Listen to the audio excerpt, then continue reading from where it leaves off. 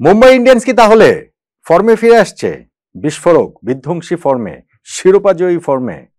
টুর্নামেন্টে এখনো জাস্ট মাঝামাঝি পর্যায়ে রয়েছে, কিন্তু চেন্নাই সুপার কিংসের বিপক্ষে তারা আজকে যেভাবে জিতলো, 9 উইকেটে জিতলো, 26 বল হাতে রেখে জিতলো, 176টা যেভাবে তারা চেস ডাউন করলো অনায়াস স্বাচ্ছন্দ্যে, তাতে করে এটাকে একটা স্টেটমেন্ট ভিক্টরি বলতেই হবে।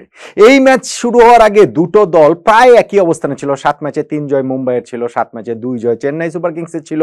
দুই দল টুর্নামেন্টের প্রথম যে ম্যাচটা হয়েছিল মুখোমুখি, সেইখানে চেন্নাই জিতেছিল। আইপিএল এর ইতিহাসে সফলতম দুইটা দল 5বার শিরোপা জিতেছে। এইটা তো আইপিএল এর এল ক্লাসিকো হিসেবে পরিচিত। ফলে এই ম্যাচটাতে যখন মুম্বাই ইন্ডিয়ান্স এইরকম একটা বিধ্বংসী জয় পায়, সেইটা টুর্নামেন্টে তাদের সামনে এগিয়ে চলার পথে অনেকখানি প্রেরণা যোগাবে এবং এই মুম্বাই ইন্ডিয়ান্সকে অন্যান্য দলগুলোর সমীহ করতেই হবে। ভয়ও কি পেতে হবে না? দেখুন, আমি খেলার মাস বিরতির সময় শুনছিলাম যখন 176 রানে চেন্নাই সুপার কিংস শেষ করেছে, মুম্বাইয়ের মাঠে ওয়াংখেড়েতেই খেলা হচ্ছিল, কিন্তু এইটা যে ওয়াংখেড়ের একেবারে টিপিক্যাল ওই যে ব্যাটিং সহায়ক উইকেট তা নয়, উইকেটে গ্রিপ ছিল, বল একটু হচ্ছে গিয়ে স্লো হয়ে আসছিল। কমেন্টেটররা বলছিলেন যে অবশ্যই এইটা কম্পিটিটিভ টোটাল হবেই হবে, কিন্তু কিসের কি কম্পিটিটিভ টোটাল? ধরেন তারা ওপেনিং পার্টনারশিপের শুরুতেই পাওয়ার প্লেতে রোহিত শর্মা এবং রায়ান রিকেলটন তারা 62 রান তুলে ফেলেছে। এইখানটাতে একটুখানি লাকও ছিল, কিংবা চেন্নাই সুপার কিংসের একটুখানি ব্যাড লাকও ছিল। কিভাবে? কেননা প্রথম ওভারেই রিকেলটন আউট হয়ে যেতে পারতেন যদি তার বিপক্ষে ডিআরএস নেওয়া হতো। এলবিডব্লিউ শাউট ছিল, কিন্তু ওইটাতে তারা ডিআরএস নেয়নি বলে, আম্পায়ার অর্ডারে ডিআরএস নেয়নি, ফলে হচ্ছে গিয়ে ওই জায়গাটাতে তিনি বেঁচে গিয়েছেন। কিন্তু তারপরেও ওই পাওয়ার প্লে শেষ হওয়ার পরপরই পার্টনারশিপটা ভেঙে যায়। এরপর রোহিত শর্মা এবং সূর্য কুমার যাদব যেটা করলেন সেটা আসলে ব্যাটিং এর মাস্টার ক্লাস। টি-20 ব্যাটিং এর যে বিস্ফোরক ব্যাটিংটার একটা সৌন্দর্যটা আমরা পুরোপুরি এইখানটাতে দেখেছি। রোহিত শর্মা ফর্মে তো ফিরবেনি, তার মতো ব্যাটসম্যান কতদিন আর অফ ফর্মে থাকতে পারেন? এইবারের আইপিএলটা তার ভালো যাচ্ছিল না, কিন্তু এই ম্যাচটাকেই তিনি ফর্মে ফেরার জন্য উপলক্ষ হিসেবে নিয়ে নিলেন এবং কি দুর্দান্ত তার সেই ফ্লিক, তার সেই পুল, তার সেই ড্রাইভ, রোহিত শর্মার মতোই আসলে এইবারের আইপিএলে প্রথমবারের মতো লেগেছে, যদি আমি একটু দীর্ঘ পিরিয়ডের কথাটা বলি।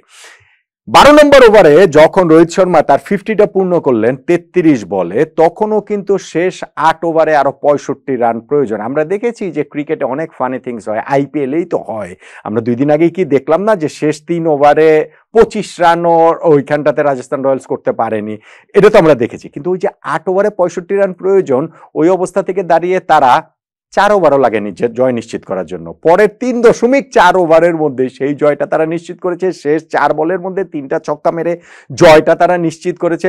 33 বলে 50 করেছে, যেটা বললাম। রোহিত শর্মা শেষ পর্যন্ত 70 রানে তিনি নট আউট ছিলেন, 76 রানে, আর 68 রানে নট আউট ছিলেন মাত্র 30 বলে সূর্য কুমার যাদব, যাকে ব্যাটিং অর্ডারের এই 3 নম্বরে পাঠানোর পরে যথার্থ একটা ইনিংস তিনি খেলেছেন। চেন্নাই সুপার কিংসের বোলারদের আসলে কোনো জবাবই ছিল না, এবং এই জায়গাটাতে ডেফিনেটলি তাদেরকে যেটা হেল্প করেনি সেটা হচ্ছে ডিউ। ওই ডিউ এর কারণে ব্যাটিংটা একটু সহজ হয়েছে, বোলিংটা একটু কঠিন হয়ে পড়েছিল। এখন ডিউ ফ্যাক্টরটা যে একটা ফ্যাক্টর হয়ে যাবে সেটা তো টসের সময় মহেন্দ্র সিং ধোনি বলেছিলেন। সেই টসটা যখন মুম্বাই ইন্ডিয়ান্স জিতেছে তখন থেকেই তো হচ্ছে গিয়ে এটাকে মাথায় রেখে তাদের এক্সট্রা আরো কিছু রান করতে হতো। সেইটা কি তারা করতে পেরেছে? সেটা তো তারা আসলে করতে পারেনি। হ্যাঁ, ইনিংসের শেষের কথা বলতে পারেন, শেষ 6 ওভারে তারা 73 রান তুলেছে, কিন্তু ততক্ষণে কি অনেক বেশি দেরি হয়ে গিয়েছিল না? আজকের এই ম্যাচটাতে আমি অন্য একটা আলোচনা আসলে এর মধ্যে করাই হয়নি, আয়ুষ মাত্রে তিনিও হেডলাইন হতে পারতেন। আয়ুষ মাত্রে কিনেও আলাদা করে আলোচনা করা যেত। গত দিনের আপনি খেয়াল করে দেখবেন যে রাজস্থান রয়্যালসের যে বৈভব সূর্যবংশী, মাত্র 14 বছর বয়সে যারা আইপিএল ডেবু হলো এবং মুখোমুখি প্রথম বলেই ছক্কা মেরে, তৃতীয় বলে ছক্কা মেরে যিনি একটা শোরগোল ফেলে দিয়েছেন, আয়ুষ মাত্রের বয়স 17 বছর। তারও তো আজকে আইপিএল ডেবু হলো চেন্নাই সুপার কিংসের হয়ে, এবং সেইখানটাতে প্রথম বলে তিনি 1 রান নিল, সেকেন্ড বলে 4 মেরেছেন, থার্ড এবং ফোর্থ বলে আবার ছক্কা মেরেছেন। অর্থাৎ প্রথম 4টা বলে তার ছিল এরকম 1, 4, 6, 6। সেই আয়ুষ মাত্রেকেও আসলে তার ওই যে খুবই প্রমিজিং লেগেছে। 15 বলে 32 রানের একটা ইনিংস তিনি খেলেছেন।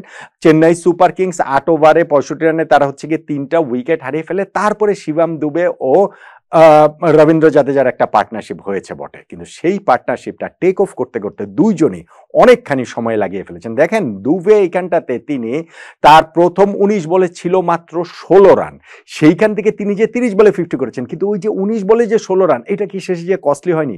কিংবা ধরেন রবীন্দ্র তিনি হচ্ছে গিয়ে তার প্রথম 19 বলে ছিল মাত্র 19 রান, সেইখান থেকে তিনি 34 বলে 50 করেছেন, কিন্তু যে টেক অফ করতে করতে যে সময়টা নিয়েছে সেইটা কস্টলি হয়ে গিয়েছে।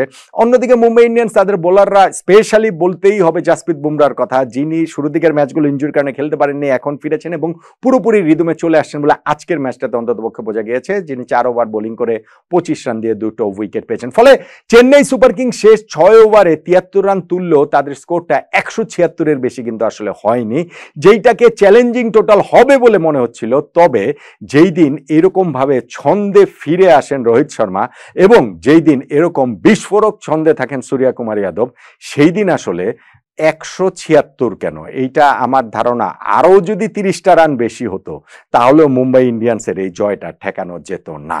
তাহলে এই যে ম্যাচটা, যেখানে মুম্বাই ইন্ডিয়ান্স তাদের চতুর্থ জয় পেল 8 নাম্বার ম্যাচে এসে, এবং 8 নাম্বার ম্যাচে মাত্র 2টা জয়ই পড়ে থাকলো চেন্নাই সুপার কিংস, সেই ম্যাচটার টার্নিং পয়েন্ট কোনটা? অবশ্যই এখানটাতে হচ্ছে গিয়ে এই রোহিত সূর্যা তাদের ব্যাটিং এর কথা তো বলাই যায়, বলতেই পারি, ওইখানটাতে জাসপ্রীত বুমরার বোলিং এর কথাও বলা যায়, কিন্তু আমার কাছে মনে হয় কি যে আসলে টসটা একটা ফ্যাক্টর হয়ে গিয়েছে, বড় ফ্যাক্টর হয়ে গিয়েছে। সো মুম্বাই ইন্ডিয়ান্স যখন টসে জিতেছে এবং তারা যখন চেস করার সিদ্ধান্ত নিয়েছে, এবং এই যে এই ডিউ ফ্যাক্টরটা যখন এত মানে এটার মধ্যে ইকুয়েশনের মধ্যে চলে এসেছে, ওইটাকে ওভারকাম করা আর সিএসকে এর পক্ষে সম্ভব হয়নি। আমি তাই এই ম্যাচে মুম্বাই ইন্ডিয়ান্সের 9 উইকেটের জয়ে তাদের টস জয়টাকেই টার্নিং পয়েন্ট বলছি। আপনি কি বলবেন?